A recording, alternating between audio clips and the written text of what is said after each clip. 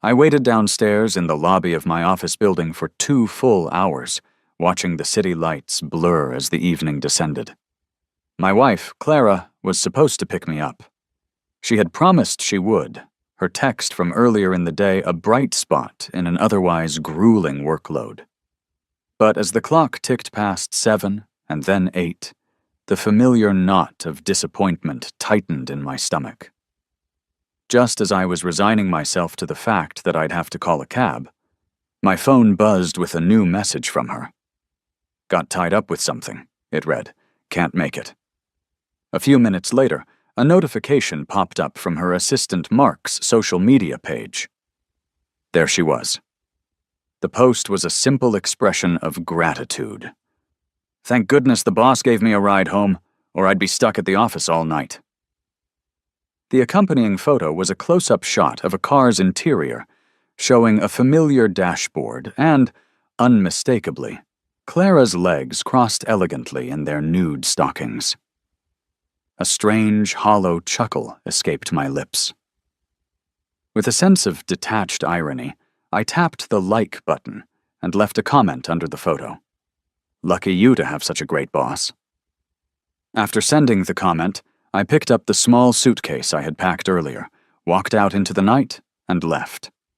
I knew that my departure would send Clara into a panic, that she would soon be using all of her resources to find me, flooding my phone with messages pleading, "Whatever I'm doing wrong, I can change. Please don't leave me." Close to quitting time, a sudden downpour had begun, the rain coming down so heavily it seemed to erase the world outside the glass doors of the lobby. I stood there, watching my colleagues scurry out one by one, their umbrellas blooming like dark flowers against the storm. My first instinct was to call a cab, to just get home and out of the suffocating stillness of the empty office. It was then that Clara's text arrived. "Leo, wait for me at the office. I'll pick you up." My thumb hovered over the screen. I typed back a simple, "Okay." I recognized the message for what it was, an olive branch. Clara was trying to make peace after the fight we'd had last week. It had been her birthday. I had taken the entire day off from work, meticulously planning a celebration. I booked a table at her favorite restaurant, the kind of quiet, intimate place she always said she loved. But I ended up sitting there, alone, watching the candles on the other tables flicker and die out, until the staff regretfully informed me they were closing. She never showed up. On the silent cab ride home, I was scrolling aimlessly through social media when I stumbled upon a post from Mark, her assistant. "The boss treated us to a party. What a fun day." The photo showed Clara surrounded by her team, a bright, celebratory smile on her face. She and Mark were standing unusually close, his arm draped casually around her shoulders. She finally arrived home at 1 in the morning. I was waiting for her in the living room, the photo displayed on my phone. "Today's your birthday," I said, my voice flat. "We were supposed to have dinner together." She barely glanced at me. "Leo, stop making a big deal out of everything," she sighed, kicking off her heels. "Who cares when you celebrate a birthday? I'm not just your wife. I'm a company boss, too. Can't I treat my staff when they make a huge sale?" She didn't even look at the picture on my screen, just walked past me impatiently toward the bedroom.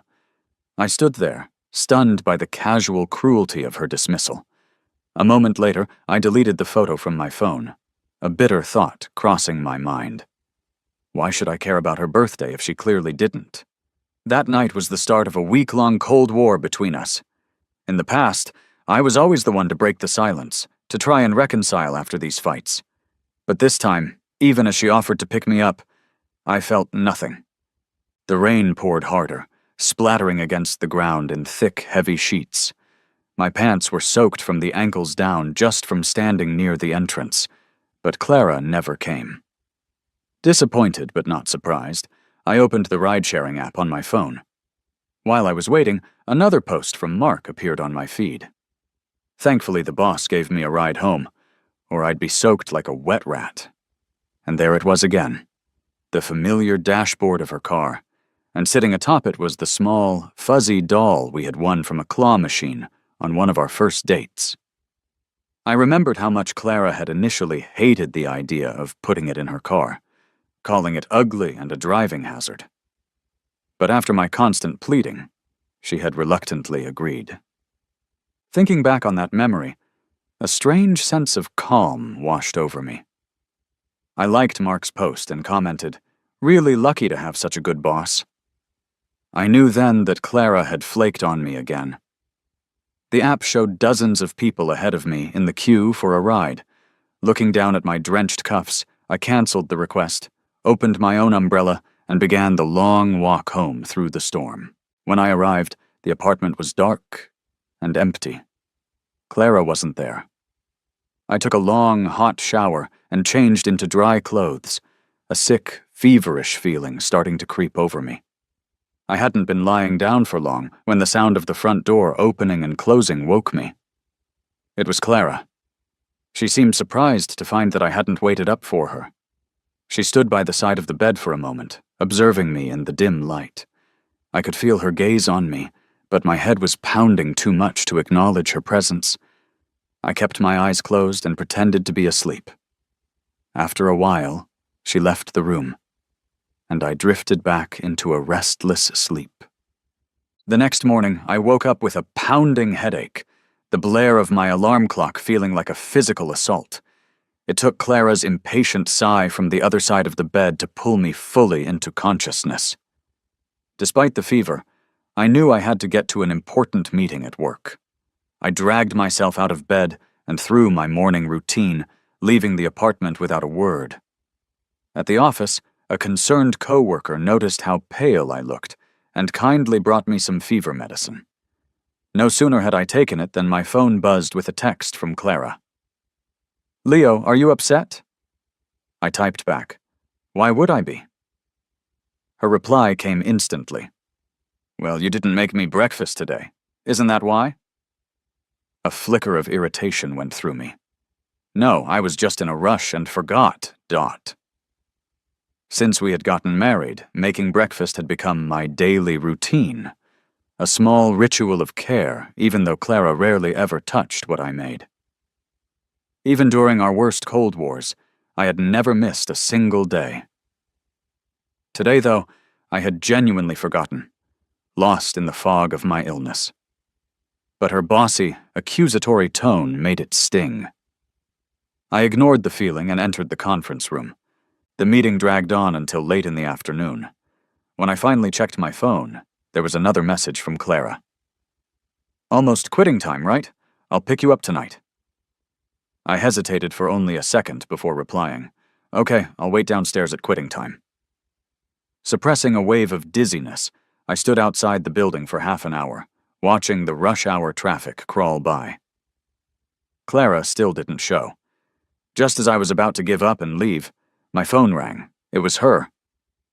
"Leo, are you off yet?" she asked. "Yeah, I'm outside," I said. "But where are you?" From her end of the line, I could hear the distinct, rhythmic tapping of her fingers on the dashboard, a habit she had whenever she was annoyed. I knew she was frustrated. Perhaps as a way of making up for bailing on me the night before, she was trying to hold back her temper this time. "Leo, did your company change entrances?" she asked, her voice laced with an exasperation she was failing to hide. "I'm at the front, but I don't see you. Are you at the H building?" My hand instinctively tightened around my phone. She sounded so exasperated, yet so confident that she knew my workplace. "Of course, I'm your wife," she had once said. "I should know where you work, right?" Listening to her confident tone, I couldn't help but look down at my shoes. The truth was, I had moved to a new office building half a year ago. I even remembered sending Clara the new address in a text message when it happened. To my surprise, she had still gone to the wrong place today. "I'll just head back myself," I said quietly. "All the roads here are one way. It would be a hassle for you to come over." Clara was silent for a long moment on the other end of the line, and then she abruptly hung up. When I got home, I found her sitting on the couch, her eyes glued to the front door. She was home before me. Since we got married, I was always the first one to walk through that door. I remembered all the times I had cooked elaborate meals for her, only for them to end up cold because she hadn't come back yet. I used to follow her around the apartment, complaining, asking her why she couldn't just tell me she was going to be late. She would just shoot me a cool glance and then ignore me completely. "Are you really unable to eat unless I'm home?" she once asked me. "Or do you want me to quit my job just to revolve around you every day?" "But I waited so long," I had replied, my voice small. "The food's all cold." "Just toss it if it's cold," she had snapped. "Do you have to bug me about this little thing?" After that, I never brought it up again. I would just quietly keep her portion warm in the oven, so it was surreal seeing her home before me now. To my surprise, she actually got up and came over to me as I was taking off my shoes. She stood there like a child who had done something wrong, her head lowered. "Leo, I'm sorry," she mumbled. "I've been so busy lately that I mistakenly went to the wrong place." "It's okay," I replied, my voice neutral. "I understand you're busy with work." She took a deep breath. "Yesterday. It was because someone at the office closed a big deal. They wanted to celebrate, so I forgot you were waiting." "It's fine," I said, cutting her off. "You don't have to explain." I replied dismissively to her explanation. In the past, if Clara had shown this much patience and willingness to explain herself, I would have been overjoyed. But now all I felt was a dull annoyance. "Are you mad, Leo?" she asked, looking up at me. "No, why would I be mad?" "Then why do you still seem so indifferent? I've explained everything. I skipped making you breakfast, and now you're acting distant on purpose. Isn't that being mad?" At that moment, I found her to be completely unreasonable. This scenario wasn't new. In the past, whenever I had tried to explain my feelings, she would stand beside me in silence, giving me a glare like I was some kind of clown performing for her amusement. Thinking back, I probably did annoy her a lot. It was no wonder she often came home late, but I felt no anger at that moment, so I couldn't understand why she was panicking. I decided to copy one of Clara's old moves, walking straight past her toward the bedroom. "If there's nothing else, I'm going to take a shower." "I need a shower too," she said quickly, following me. "Want to join me tonight?" "Nah," I said, not looking back. "I'm not feeling well. I'm just going to rest after I wash up." I gently pulled my arm away from her grasp, leaving her standing there with a blank expression on her face. My mind was a storm of confusion and doubt. I grabbed the handle and walked into the bathroom. As I closed the door behind me, I heard the front door slam shut. So, Clara had left again. Was this the start of another round of our Cold War? I just shook my head, turned on the shower, and let the warm water wash over me. During our past Cold Wars, I would be consumed with anxiety, constantly trying to figure out ways to end the silence. Sometimes I would pretend to send her a wrong message and then quickly recall it. Or I'd find some interesting post to share on social media, hoping to get her attention. But Clara never seemed interested in my messages or my posts. Back then, my thoughts were always on her, distracting me from my work. But now there was no anxiety, just an odd sense of peace. This was especially true at night. I always wanted a good night's sleep, but Clara's late returns would always wake me up. Now, with her sleeping in the guest room, I found that I was sleeping surprisingly well. I didn't even have to spend time cooking for her anymore, since she wouldn't eat what I made anyway. Since our marriage, I had poured most of my energy into Clara, leaving very little time for myself. Every day I would keep messaging her, asking if she had eaten or sharing little snippets of my day. She rarely replied, and even when she did, her responses were always curt and dismissive. But I didn't mind. I rarely stayed late at work, always eager to rush home and cook for her, hoping she'd come home to a warm meal. Clara was always busy with work, social events, and sometimes she would be gone for an entire week on business trips. Now that I had decided not to center my life around her anymore, The relief was unexpected. Clara hadn't been home for days. I pulled out my phone and checked Mark's social media page. As I expected, she had been with him. They were going on trips together, meeting clients. The photos showed Clara smiling more brightly than she ever did with me. In the past, seeing her with another guy would have driven me crazy with jealousy. She always managed to play innocent, inventing countless excuses for her behavior. Over time, she had stopped explaining herself and would just storm out of the house whenever I questioned her. Now, as I looked at their photos together, I felt nothing. I even found myself liking the posts one by one. After leading a successful project meeting, my company informed me that they were planning to promote me. The only catch was that the new position was in another city. Initially, I was hesitant to accept the offer, but now I was determined to take it, to put some real distance between us. After work one evening, I was shocked to see Clara waiting for me at the company's entrance. My first instinct was to turn around and try to avoid her, but she anticipated it and blocked my path. "Leo," she said, forcing a smile. "I happened to be in the area for some stuff, so I thought I'd pick you up." "Okay," I nodded, avoiding her eyes. I opened the passenger door, but stopped when I saw Mark sitting inside. "Hey, Leo, long time no see," he said cheerfully. "I was out discussing some business with Clara, and she's giving me a ride. You don't mind, right?" "It's just business. Why would I mind?" I smiled at Mark and slid into the back seat.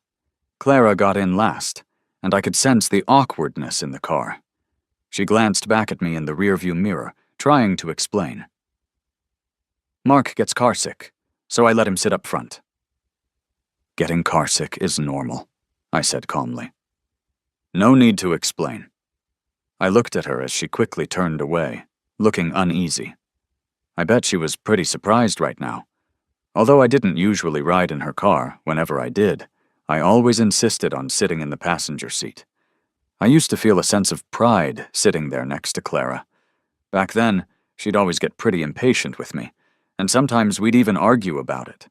But she never knew that I just wanted to be by her side, plain and simple. Now it didn't really matter to me who sat next to her. Mark was sitting comfortably next to Clara, chatting away about company stuff that I didn't understand and had no interest in. So I just closed my eyes and tried to get a little rest. But even with my eyes closed, it seemed Mark didn't want to leave me out of the conversation. "Leo," he said, his voice cutting through my thoughts. "How come you didn't go to Clara's birthday bash at the company last time?"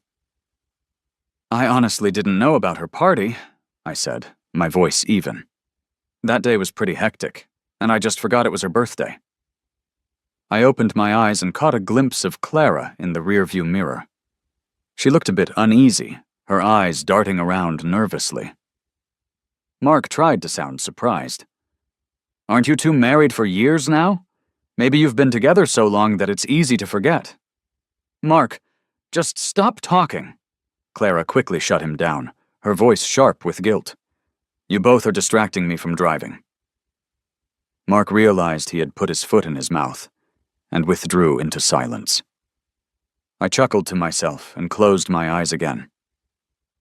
Mark might think I forgot Clara's birthday, but little did he know that I remembered everything about her. Birthdays, anniversaries, you name it. Before I knew it, we were home. After putting away my things, I headed to the kitchen to cook some noodles. When I came out with just one bowl, Clara's face fell. "Leo, did you only make one bowl? Where's mine?" she asked, her voice tinged with disappointment. "Didn't you eat when you were out taking care of stuff earlier? Didn't get full?" I looked at her, feigning confusion, and she seemed to shrink back a bit. I ignored it and started eating my noodles.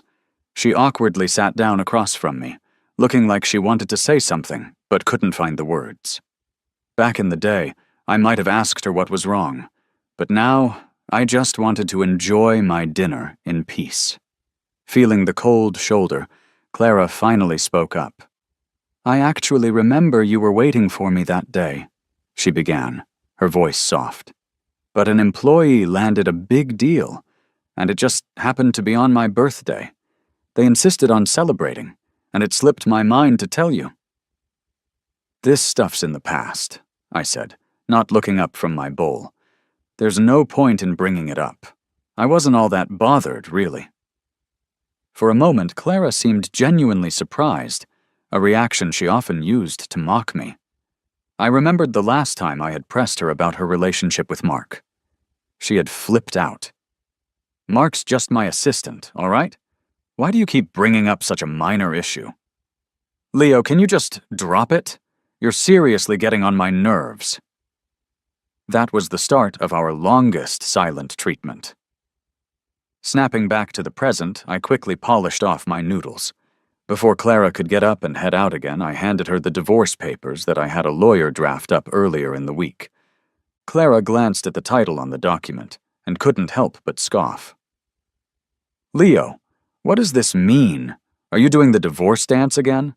You're not a kid anymore. Can we stop with these games?" She didn't even bother to read the papers. She just tossed them on the floor dismissively. I calmly picked them up and handed them to her once more. "This time, I'm serious." Her expression darkened visibly. She slammed her hand down over the papers on the table. "Leo, does this give you some kind of thrill? Can't you just tell me what you want? Do you think I've got time to keep playing these games with you?" I looked at her calmly, saying nothing. If I spoke, I knew we would end up in a huge fight. Clara gave me one last icy look, then stormed out of the apartment. I didn't care where she went or what she had to do. I left the divorce papers in her home office and started browsing new apartment listings for my upcoming move. When I finally turned off the lights to go to sleep, she hadn't come home. I was fine with that. I enjoyed the peace. The next day after work, I saw her waiting at the company entrance again. It caught me off guard, but I didn't let it show. I climbed into the back seat out of habit, which made her look a bit confused. "Leo, you're sitting in the back again." "Doesn't matter where I sit since you're driving, right?" "If it doesn't matter, then move to the front," she insisted. With a shrug, I moved to the passenger seat. As I sat down, I felt something hard under me. It was a man's wristwatch. Clara's expression shifted uneasily, and she quickly explained, "This must be Mark's watch. He's always leaving his stuff behind." "Looks pretty pricey," I said, handing it to her. "Make sure you return it to him." She took the watch, though she couldn't resist explaining further. "Leo, seriously, there's nothing between Mark and me. You have to believe me. It's a professional work thing." "You don't have to explain," I interrupted her mid-explanation. "It doesn't matter to me." In the moving car, I watched the city lights zoom by outside the window and felt an odd sense of relief. Once we got home, I turned on the TV, thinking of unwinding with a movie. An hour later, I heard the sound of keys in the lock. Clara peeked in, her face looking a tad disappointed. "You're home early, Leo." She tried to smile, though it came off as forced. "A coworker dropped me off," I said, not elaborating. Once we were both settled on the couch, Clara looked at me like she had something important to say, but she held back. I turned up the TV volume on purpose, pretending I hadn't noticed. After a bit, she finally spoke. "Leo, did you sleep well last night?" "Pretty well," I replied simply. The silence between us had become the new norm. I knew she wanted to break this awkwardness, but I wasn't willing to play along anymore. "So, do you have any plans for the weekend?" she asked cautiously. "Not really. I might go to the office to handle some stuff," I responded flatly. Clara nodded and sighed, seemingly ready to bring up another topic. "Last night I felt guilty about Mark," she started. "He's not doing well and I—" "It's okay, I get it," I interrupted, not interested in hearing any more of her excuses. She sensed my distance, and her expression grew more helpless. Her gaze lingered on our wedding photo on the coffee table, a snapshot from a time when things were still good between us. Finally, I yawned and headed to the bedroom. "Good night, Clara," I said lightly. "Good night, Leo," she replied softly, watching me leave. As I closed the bedroom door, I leaned against it, feeling like the air in the room was unusually light. Though our issues were still unresolved, I had a strong sense that everything was heading toward a definite end. It was just a matter of time. In the car on the way home, I looked at the continuous stream of notifications on my phone and quickly put it on silent. Once I was back in the apartment, I took out the divorce papers and laid them on the coffee table. This time I waited for Clara to come back, determined not to let her ignore them again. When she walked in and saw me sitting there, waiting, just like I used to, a small smile appeared on her face. But when she saw the divorce papers on the table, it vanished instantly. "After all these days, you should know I'm not joking this time," I said, my voice steady. "Since we're both here today, let's just sign them." "Are we really going to reach this point?" she asked, her voice trembling slightly. "Is there truly no room for reconciliation?" Clara approached me with a bitter smile that matched her voice. I didn't say anything. I just looked at her. Suddenly, she rushed forward and hugged me tightly. "Leo, I don't want a divorce," she cried into my shoulder. "Please don't do this. You hated seeing me contact Mark, right? I can delete him right now. Let's not get divorced, okay?" "It's impossible," I said, my voice firm. "You've always known what you were doing. This isn't about me not giving you a chance. You knowingly hurt me. And now my love for you is exhausted. Besides, it's not just about him. There are too many issues between us." Feeling a bit helpless, I gently pushed Clara away and handed her the pen. I saw her hand tremble as she touched the papers. But then, as if she had lost control, she tore them to pieces. Still not satisfied, she threw the scraps on the ground and stomped on them. "I'm not divorcing you, Leo. We can't do this. I promise not to contact him ever again. I promise to treat you well. Let's not get divorced, okay?" I just stood there, watching her vent her frustration. I used to act hysterical like her, but all I ever got in return was her cold shoulder. With our roles reversed, I kind of understood her past actions. When you no longer love someone, nothing they do can affect your emotions. "Clara, just agree to it," I said softly.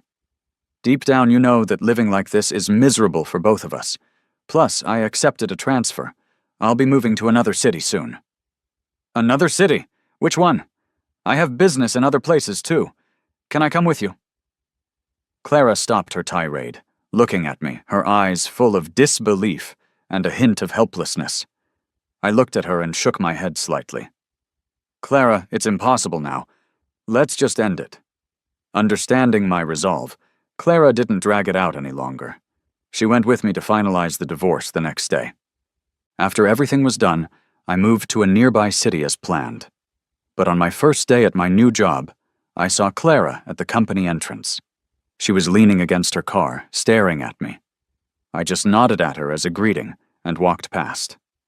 For the following days, Clara was always there at the office entrance, as if she just wanted to see me. A coworker couldn't help but gossip. "Leo, is that your girlfriend?"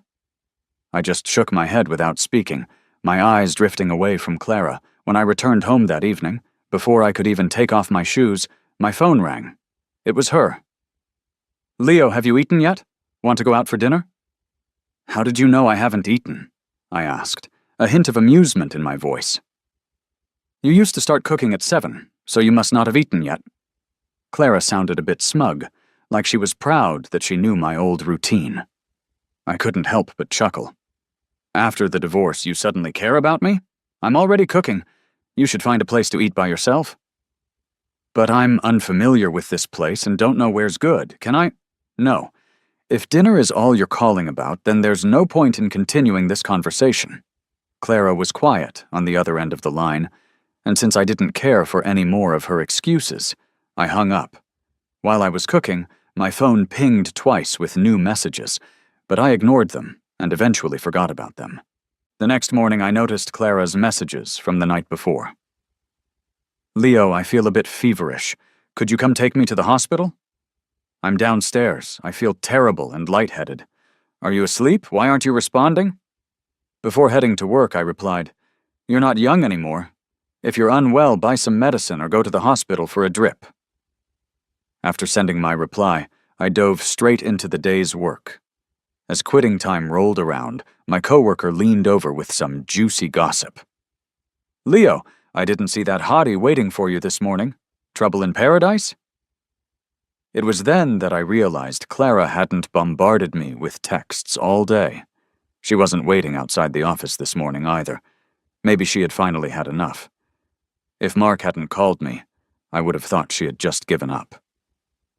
Leo, Clara got in a car accident, he said, his voice urgent. Maybe you should check on her. It's not far from where you work. She's not a kid, Mark, I replied, my voice cold. If she needs help, she can hire a nurse. I'm not her babysitter. If you want to be her nanny, go right ahead. Mark went silent on the other end of the line, as I let out a dry chuckle and hung up. Back in the day, if I had heard that Clara had an accident, I would have rushed over without even being asked. Even if she had a simple cold, I would pester her to take her medicine and rest, but she always found it annoying back then. I'm not a child. I know what I need. Stop hovering. Don't bug me. I'm busy and don't have time for these petty things. Right after I hung up on Mark, my phone rang again. It was Clara. Her voice was weak, almost pleading. Leo, can you come see me? We're divorced now, Clara, and I have work to do. I'm sure you'll manage. Can you come as a friend then? Let's not, okay? I don't think we can be friends after a divorce. There was silence on her end of the line. I didn't want to get tangled up with her any further, so I hung up. A few days later, Clara showed up outside my apartment building. Her hand was wrapped in bandages. It seemed like she had been waiting there for a while. As soon as she saw me, she jogged over. Leo, are you free to grab dinner with me today? Clara, I think I made myself clear, I said, standing my ground and looking at her calmly. You don't have to do this. She seemed anxious and tried to reach out for my arm, but I instinctively stepped back. She withdrew her hand, and I could see the hope fading from her eyes. Leo, today is our 5-year wedding anniversary. Did you forget? I thought about it for a moment. Honestly, it had kind of slipped my mind. Back then, any date that involved Clara was burned into my brain. I never missed a beat. But maybe I had been too busy lately, or maybe I had just chosen to forget. We're divorced now. Does this day even matter anymore? Yes, just consider it a bit of silliness on my part. This one last time, okay? Please? Her voice was almost begging, and her eyes were filled with a desperate hope. I've already got plans with my coworkers tonight. I was just heading up to change. William, she said, her voice cracking. Am I less important to you now than your colleagues? Clara, I've got a new life now. I think you should move on, too. I was at a loss for words. I didn't know what else to say. Suddenly, she hugged me tight, and I couldn't break free. Leo, forgive me, she sobbed. I fired Mark. We're done for good. Forgive me for all we've been through. Clara, don't you see? I said, my voice gentle but firm. We ended up here not just because of him. Even if it wasn't him, it would have been someone else. I really don't care anymore. I looked down at her with a faint, sad smile. She paused, then slowly let go of me, searching my face for any sign of hope. After a long moment, tears welled up in her eyes, and she looked down. She saw it now. I wasn't being spiteful. There was just nothing left to save. Goodbye, Clara. I said my farewell and headed upstairs, leaving her standing alone on the sidewalk.